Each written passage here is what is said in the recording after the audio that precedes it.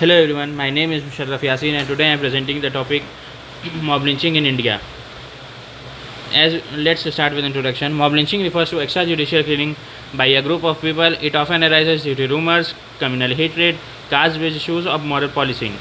Basically, mob lynching refers to extrajudicial killing which arises due to communal hatred, caste-based issues or rumors or moral policing, in which group of people killing is done by a group of people.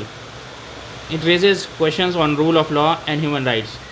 Causes of mob lynching: communal tension and religious intolerance, spread of fake news and rumors, especially on social media, weak law enforcement and delayed justice, political influence and lack of accountability. Basically, we can define causes of mob lynching as communal tensions and religious intolerance, which occurs between a group of people, spread of fake news or rumors. As we can see, major causes social media of spread of fake news and rumors. Weak enforcement of law, as we can see there is no law for the protection of mob lynching, and political influence and lack of accountability. Historical context in India: colonial period, instances recorded during British rule and often linked to communal tensions and communal disputes. Post-independence period: sporadic cases reported, primarily in rural areas with limited law enforcement presence.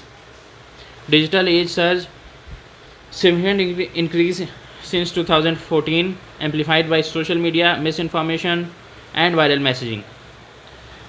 In instance, at colonial period, we can see that during the British rule, often communal tensions increase and economic disputes increases. Whereas after post-independence, we can see sporadic cases reported, primarily in rural areas with limited law enforcement presence. And in digital age, as we are living now, we can see significant increase since 2014, amplified by social media and misinformation and viral messaging.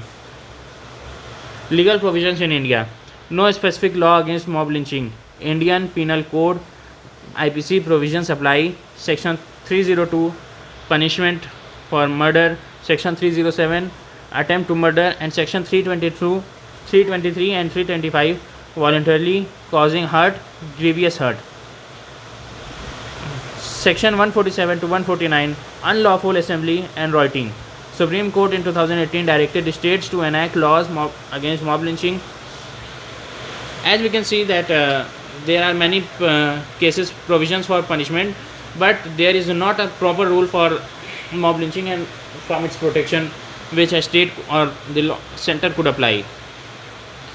We can see various judicial procurements. For example, Tehseen S. Poonawalla versus Union of India. Supreme Court commended mob lynching as horrendous act and of mobocracy. Directive, preventive, remedial and punitive measures. Supreme Court emphasized state responsibility to maintain law and order. Supreme Court directly emphasized state for maintaining of law and order. Impact on society of mob lynching: erosion of faith in rule of law, threat to secularism and communal harmony, fear among minorities and marginalized groups, international criticism of human rights violation. We can see that it has a very worst impact in Indian society, as erosion of faith in rule of law, as the faith decreases in the rule of law. Threat to secularism: as we are a secular country, it agrees a threat to secularity of our country. Fear among minorities and marginalized groups. We can see fear also in minorities and marginalized groups. Preventive measures: we can take many measures like enact specific anti-lynching legislation, strengthen policy accountability and fast-track courts, strict action against spreading fake news, promote communal harmony through education and awareness. Responsibility of political leaders to discourage hate speech. Conclusion: mob lynching undermines democracy and rule of law. Urgent need for strong legal framework and strict enforcement. Society must work collective to uphold justice and human dignity. Thank you everyone. This was my presentation. I hope you like it. Thank you so much.